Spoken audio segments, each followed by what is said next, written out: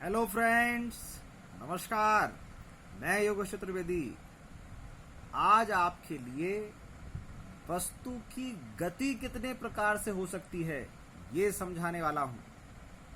Friends, आपने देखा होगा कुछ उदाहरण हमारे दैनिक जीवन के ऐसे होते हैं जिसमें हम देखते हैं कि वस्तु एक सरल रेखा, एक सीधी रेखा में चली जाती है, लेकिन वही वस्तु कभी दाएं बाएं टेढ़ी होकर भी चलती है और कभी कभी तो ऊपर नीचे उछल कूद भी करती है। तो क्या ये सारी गतियां एक जैसी हैं या कुछ अलग है? क्या सांप का चलना और केंचुए का रेंगना एक जैसा होता है? क्या पतंग का उड़ना और कैरम में गोटी का चलना एक जैसा होता है? क्या किसी बॉल को आकाश में उछाल देना और उसी आकाश में किसी पक्षी का उड़ना ये सब एक जैसा है?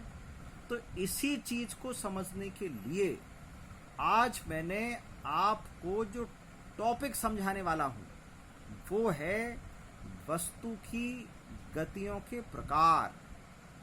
तो फ्रेंड्स, जो फिजिक्स ने देखा, फिजिक्स ने ये जो हमारे दैनिक जीवन की गतियां हैं इनको समझने के लिए इनको 3 भागों में बांट दिया है।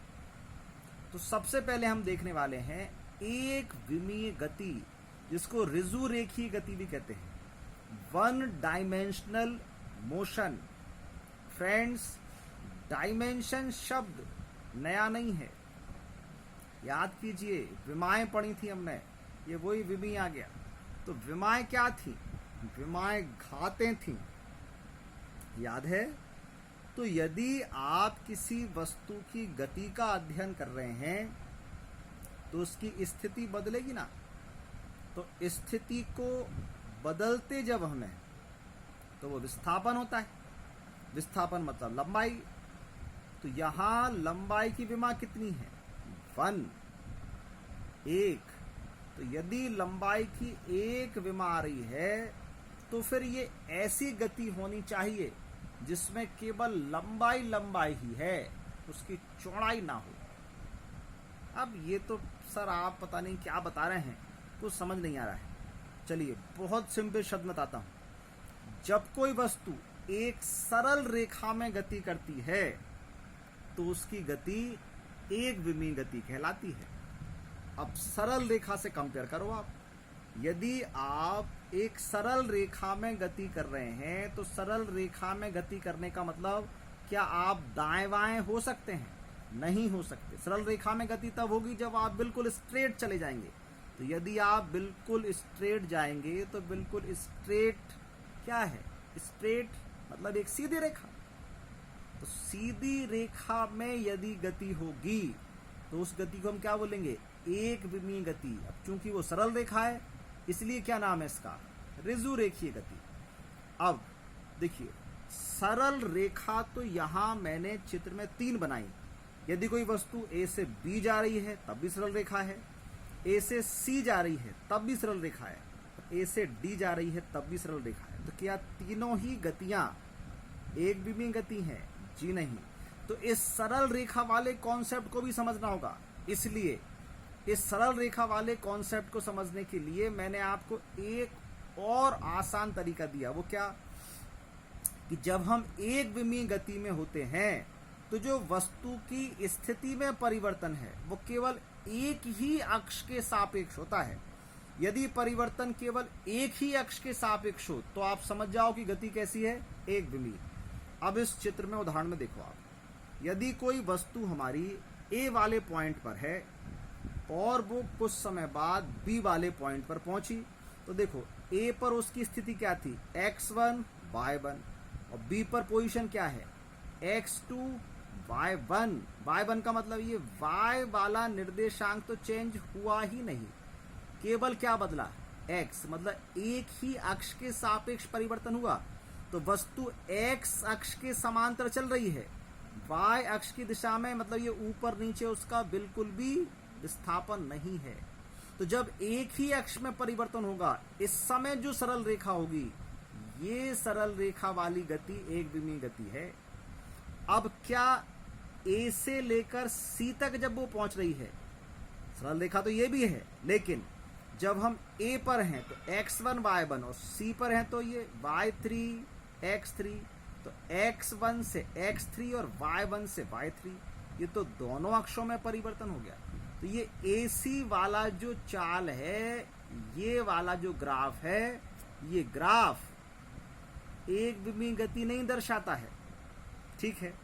AD वाला ग्राफ क्या कहता है, देखिए, जब हम A पर हैं तो कहाँ है, ये x1 y1 और D पर हैं तो x1 y2, तो x1 A पर भी x1, D पर भी x1, लेकिन y में देखिए y1 से कहाँ पहुंच गया, y2, इसका मतलब x नहीं बदला लेकिन y बदला है, तो एक ही अक्ष तो बदला ना।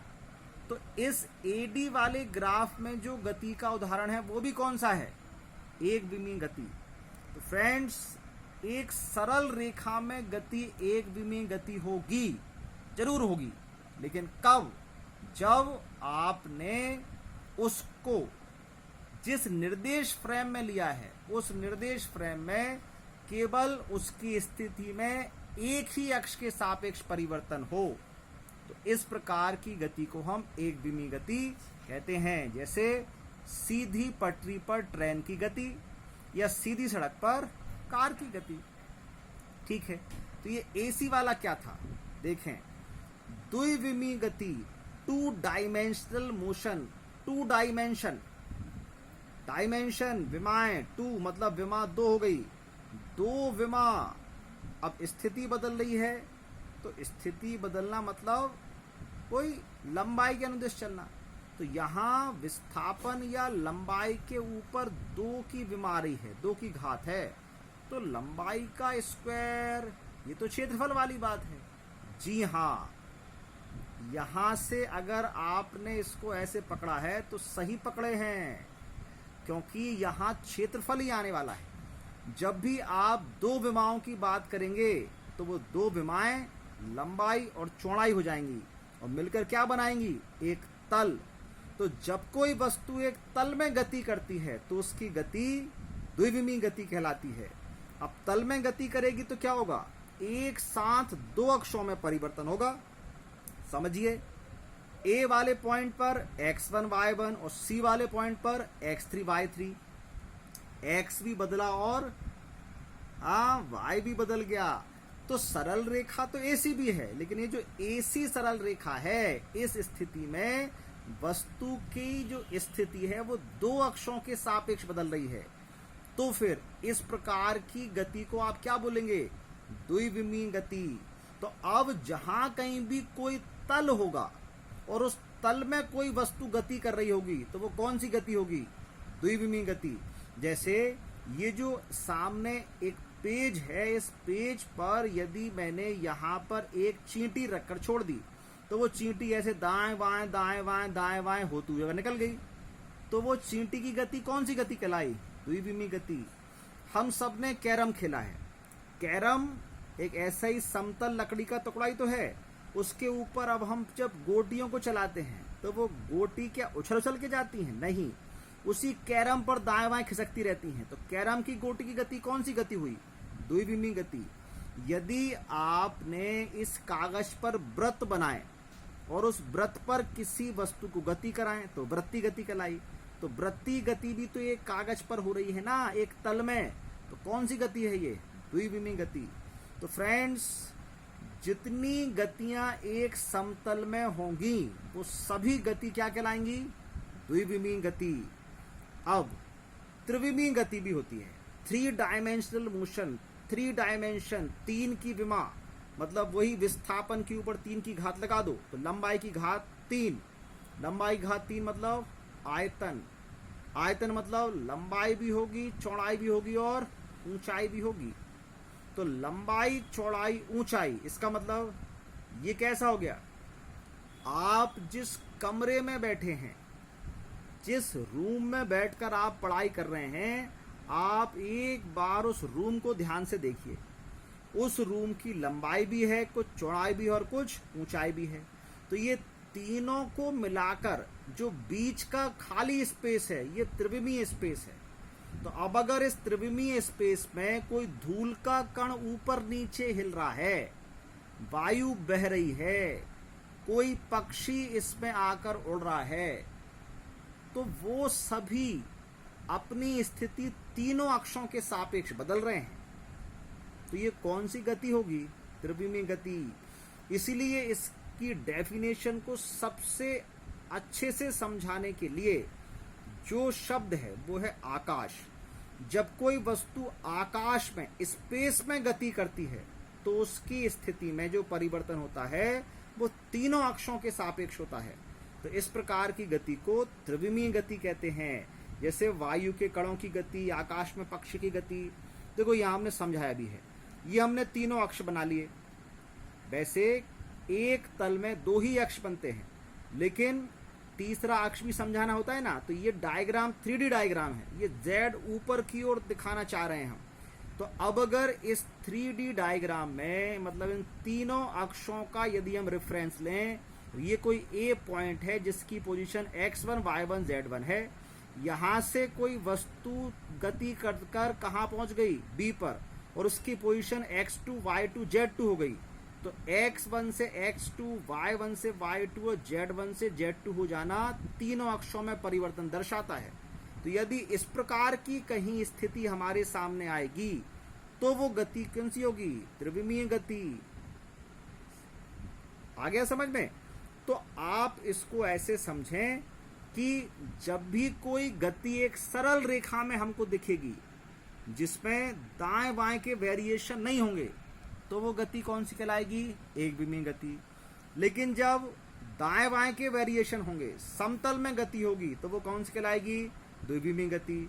और जब वस्तु दाएं बाएं, ऊपर नीचे, आगे पीछे तीनों जगह चल सकती है, तो उसकी गति कैसी होगी? त्रिविमीय गति। तो फ्रेंड्स, वायु के कणों की गति त्रिविमीय गति समझने के लिए, याद रखने के लिए, कैरम की गोटी की गति कौन सी गति? द्विविमीय गति। और सीधी सड़क पर कार की गति कौन सी गति? एक विमीय गति। अच्छा, एक चीज बताइए, एक और एग्जांपल लेता हूं। आपकी मम्मी किचन में बहुत अच्छा कुछ आपके लिए पका रही हैं। अब जो आप अपने रूम में बैठकर पढ़ाई कर रहे हैं, अचानक उनको बहुत अच्छी खुशबू आती है। तो आपको जो खुशबू आई है वो कहां से आई है? किचन से। तो अब अगर खुशबू आपकी नाक में आ गई है, तो वो खुशबू क्या केवल एक सरल रेखा में चल के आई है, या एक तल में चल के आई है, या पूरे आकाश में? बताओ। यहां पर ये जो खुशबू आप तक पहुंची है, ये वायु के कणों के साथ पहुंची है ना। मतलब वो खुशबू केवल आपको ही नहीं आ रही है, आपके आसपास जो और बैठे हैं उनको भी आ रही है। किचन के दूसरी तरफ जो लोग हैं उन्हें भी आ रही होगी। तो ये वायु के कण हैं। ये जब बहते हैं तो चारों दिशाओं में बहते हैं। तो ये कौन सी गति हुई?